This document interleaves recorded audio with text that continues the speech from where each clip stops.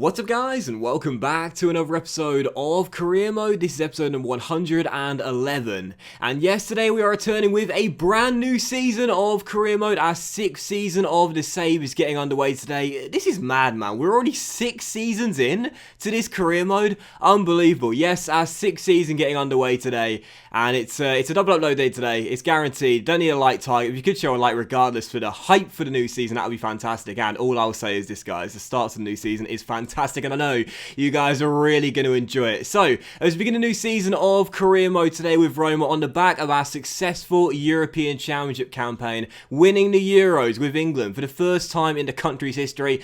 I will be honest, guys, the Queen decided not to give me United. She thought about it, and then she thought she got to sort out the Harry and Meghan drama first before she worries about giving out future MBEs. But either way, successful European Championship, of course, uploaded yesterday, and now the new season returning. I can't wait, man, and hopefully after what was a tough first season with Roma, let's be honest, last season, finishing in 4th place in the Serie A, getting knocked out of the Champions League in the semis, and the saving grace being winning the Coppa Italia. We're hoping for a better season 2, but before we get to season 2, something quite interesting happened as I was ending the first season off. That's a big came in for Timothy Fosu-Mensah. Manchester United want to bring him back to Old Trafford. He's our backup right back for David Calabria, but would often play right back in place of Calabria, starting in the right back role, and sometimes played centre back for us last season. Manchester United wanted to bring him back to Old Trafford. Solskjaer wanted him back in Manchester, and as we agreed, a deal of 27.5 or 28.5 million pounds. I think Timothy wanted to go home, so I thought, you know what, I'm not going to stand in his way. I'll let him go back to Manchester, and we'll look to bring in perhaps a backup right back for new season, someone else to replace Timothy.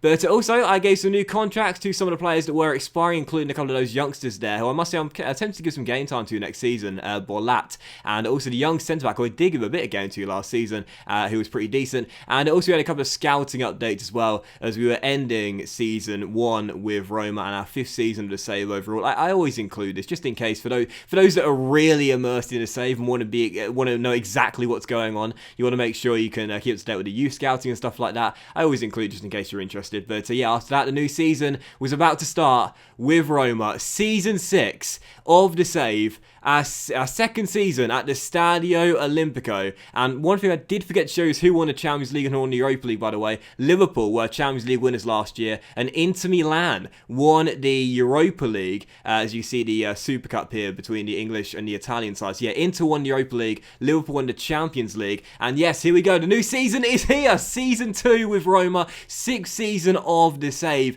But the real question was, after last season spending over £400 million assembling our squad over the course of 2 transfer windows, how much money would we have for season 2 at the Stadio Olimpico? Well, the budget is, as I build up to it very slowly, £82 million. £82 million in our transfer budget for our 2nd season with Roma. Now that is more than we had last season. Last season when we took over, I believe it was around £62 million. It's about a £20 million increase. With wage budget alteration, we're probably looking at around £84 to £85 million, but still an improvement on last year, despite what the board would consider an unsuccessful first season with Roma. So very pleased there that the board have not decided to be cheapskates like the Sheffield United board were for 3 years. But as you take a look at our objectives, they have not changed one bit from last season. Last season we were asked to win the domestic double and reach the final of the Champions League. This season, no change to our objectives whatsoever. They're the same as last season. Win that domestic double, so retain our Coppa Italia, and this time win the Serie A title that we were hoping to do last season, and reach the final of the Champions League as well. And I'll say this right now, last season I think we sort of survived by the skin of our teeth a little bit to stay on as Roma manager after what was a disappointing first season. If we have another disappointing season, I doubt I'll make it to season 3. So yeah, I've got to make sure this year we do dethrone Juventus and finally beat them to the Serie A title. That's our goal for the new season, as well as retaining the Coppa Italia as well. But of course, after the sale of Fosu-Mensah, I advanced one day in the calendar, and after his sale for, again, was it 27 or 28.5 million pounds, you could see that money got added to our budget directly afterwards. Obviously on the first day of the window, sometimes your players haven't left for whatever reason, but on the second day they go through. So Fosu-Mensah is now officially left left the club. He's back at Old Trafford. It just seems right with him back in the Manchester United shirt, doesn't it? He's gone and applied his trade out in Italy. Now he's back at Old Trafford to play under Ole Gunnar Solskjaer. And yeah, after that sale, that means now our budget is around £107 million. So last season we spent £400 million, over £400 million on building this Roma side. For this season, we got over £100 million. I don't think we'll spend the same amount as last season, but still, loads of money to play with in the summer transfer window, and I can't wait to get to work in improving this Roma side. And as you take a look at the side as well in the squad hub, and you take a look at the squad in the team management screen as well, you know, this is a really good team, and we talked about it last season, and we only lost, I think it was 3 games in all competitions last season, whilst we did only win 1 trophy in the Coppa Italia. We still had a really, really high win percentage last season in all competitions, and that's because the side we built last season is really good. But I talked about it towards the end of the season. The problems we had last year were 2 things. We didn't score enough goals. We were the lowest scorers in the top 4 in this area by quite some distance. Only 60 goals in 38 games, as you see. 3 players, their deals that come at the end of the year. Galini, Ferro, and also Sturridge as well. And we had a lack of squad depth as well. We've only got 25 players to start season 2 off. And when you're playing in Europe, as well as domestic cup competitions and also the league as well, 38 game season, that's not enough. 25 players is not enough. So for the new season, we need to bring in some players. We need to bring in quite a lot of players, and particularly young players that can develop over the course of the season as well, and make sure this squad is a lot thicker than it is right now. As we know, it's very thin on the ground, and when you're fighting on free front, you need a fixed squad, especially if you've got an injury crisis like we had towards the end of last season. So we're going to make a lot of signings this season, I'm sure, and we're in a lot of good young talent. But the first thing we did was we had to bid for Ferro. Barcelona wanted to take our Portuguese centre-half to Spain, and I was like, lads, you saw him last year, how good he is. He's going absolutely nowhere, and he is staying with us. And let's take a look at our transfer shortlist for Season 2 of Roma as well. There was one name on this list that you would have seen straight away. He was right at the bottom, and this is the guy we have to bring in for Season 2. He scored a brace against us last season away against Empoli, and he had a disallowed goal against us at a game in the Stadio Olimpico as well. I scouted this guy last season after he scored that brace against us. This guy was my #1 target for Season 2. He's a 77 rated striker, not the best, but at 22 years old, 6'6", and absolutely rapid as well. I mean, all I can say is this guy reminds me of a certain Arnold Chevalier, for those that have been around on my channel for a long time. I mean, there is very little downside to this guy. So we agreed to deal £12 million with Empoli for the, I mean, fantastic young talent. 22 years old, 77 rating, and again, those stats at 6'6" as well. I mean, I had to bring this guy in as a new 3rd/4th choice striker for this Roma team, wanting to improve the squad depth, wanting to bring in young Italian players with good potential, and I really wanted to bring this guy in as my first sign in the new season, and that's exactly what he is. For £12 million, he is in. Antonio Burrai signs for Roma, 99 acceleration, 97 ball control, 95 sprint speed, 94 dribbling, 94 balance, I think it is as well. I mean, this guy's got some just absolutely phenomenal stats. How he's only 77 rated with high-low work rates, I don't know. Well, actually, I do. It's because his finishing stat is laughably low. For some reason, his finishing stat is 60. Is it 64? It's in the 60s anyway. I don't know why his finishing stat is so low for a striker, but all we've got to do is put him in training and train that finishing stat up, and he will literally be the complete forward. His finishing stat is low. Improve that and get that into the 80s, and this guy is literally the best striker in world football. So Burrai is in, and for £12 million, no sell-on clause either. That is an absolute steal. So very happy to bring him in, and as we continue the trend of signing young Italian players for Season 2 to add to our squad depth. Last season, quite a lot of the recommendations from you guys in the comment section down below was to bring back the 2 Italian youth players we had with Sheffield United. Those were Giovanni Gallo and also Marco Romano. And as we put in 2 bids here with the Blades, as you can see, we agreed deals which I believe were valuation deals. I don't think we spent any more than a valuation for the 2 players, but it's between 1.2 to £2 million.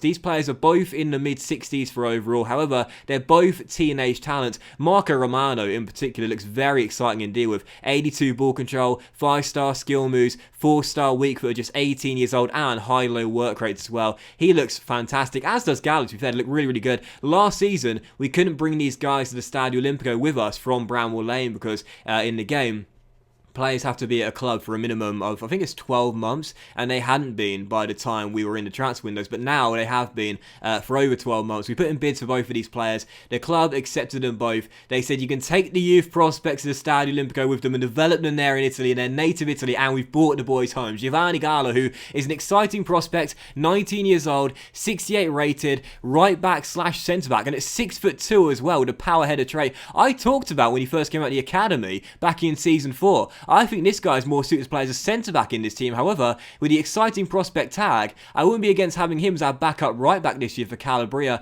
now that Fosu Mensah's gone back to Old Trafford. And as for Romano as well, he shows great potential, but with his stats and the 5-star skill and his 4-star weak foot, I'm very excited about him indeed. So in comes Romano, in comes Gallo. We take them from Bramwell Lane to the Stadio Olimpico. The young Italian talents are in to join Antonino Burrai from Empoli as well, as you rejected a bid here for Diaz from Bayern Munich. I'm not letting this guy go. He's the speediest speed. He's the quickest player in the game with 99 acceleration and 99 sprint speed. He's Speedy Gonzalez. Diaz, he's staying here. And we did get a bid here for Šorić, interestingly enough. Now, Villarreal wanted to take our Croatian playmaker to Spain. And obviously last season, Šorić came in towards the end of the campaign when Orsolini went down that broken toe. He did pretty well for us. However, with him out of contract come the end of the season, now at 27 years old, I'm not sure he's going to get any better than 83 rated. And one of my main targets on my Roma transfer shortlist is already higher rated than Šorić right now. And he's been much requested by you guys to bring him to the Stadio Olimpico. So I thought I'd negotiate with Villarreal, see what I could get for the Croatian. We agreed to do a £26 million. That's £1.5 million over his current market valuation, and there we go. Šorić is off to Spain for £26 million. Last season he was, he was okay, he was average, nothing spectacular, but pretty decent every now and then. Scored a couple of goals, got a couple of assists. However, I thought we could improve on Šorić. And again, last season, in the comment section down below, I would say probably one of the most requested transfer targets was this guy right here. And I thought it was really fitting as well that Šorić went to Villarreal, because this guy plays for Villarreal. It's Lorenzo Pellegrini, of course, once of Roma. Last season, so many of you guys were commenting. I had so many comments saying, please bring Pellegrini back to the Stadio Olimpico. So once the bid came from Šorić for Villarreal, I just thought it would be really fitting. If we give them Šorić, we take Pellegrini from them. So we sort of do a little bit of a swap, if you will. We bring back Pellegrini to the Stadio Olimpico, back to his native Italy, and he's one rating higher than Šorić. Whilst he's 1 year older, I think he'd be a great replacement for the Croatian cam. So we agreed a deal with Villarreal of £37.5 million plus a 5% sell-on clause for the 28-year-old. And again, last season,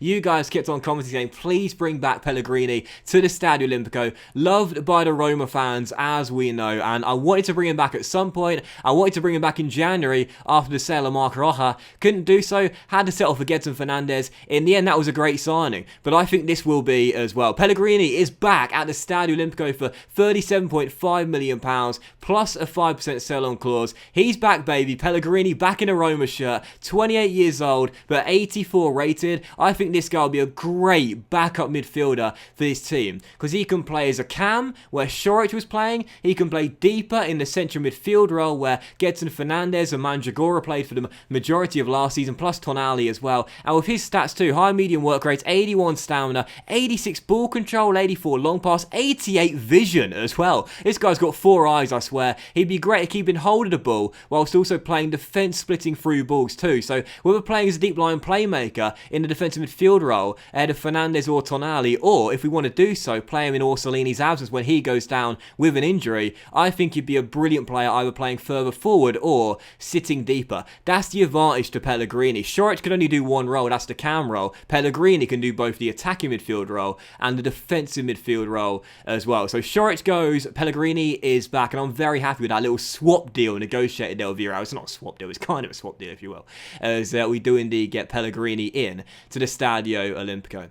But still following that, a couple more scouting updates as we signed a couple more players to our academy there, and a bid came in for Calabria as well. Atletico Madrid wanted to take him to Spain, and I was like, nope, hands off, lads. I sold Fosu Mensah, and therefore David is definitely going nowhere. But as we were coming towards the end of July, I wanted to make one more signing before August would come round, and that was this guy right here. I talked about wanting to improve the squad depth with Roma. I always talk about bringing in young Italian talent. We've already signed 3 of those players. I thought, why not get another? Leonardo Sibeli, who I was scouting last season. This is an Inter Milan goalkeeper, 76 86 rated, 20 years old, with 81 kicking already at just 20 years old. So at his peak, he could be in the mid-90s for kicking and would be one of the best sweeper keepers in the game. We agreed a deal of £10.25 million with Inter Milan, which is 1.75 mil over his current market valuation, which really is nothing for a very good young prospect. And as you can see, we agreed a 4-year deal at 22.5 grand a week salary. I never like it when young players ask for a pay cut, but yeah, 22.5k a week plus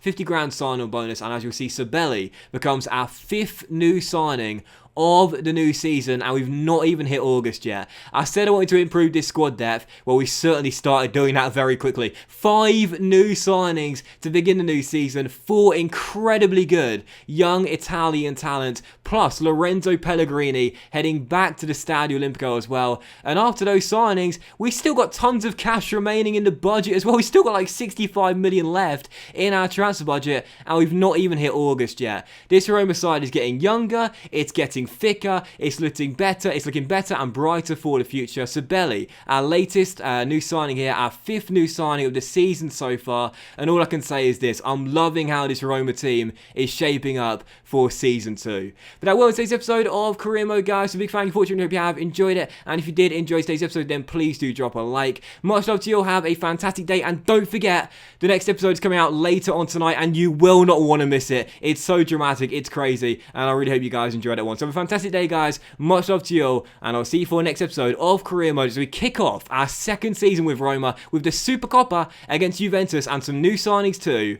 very soon.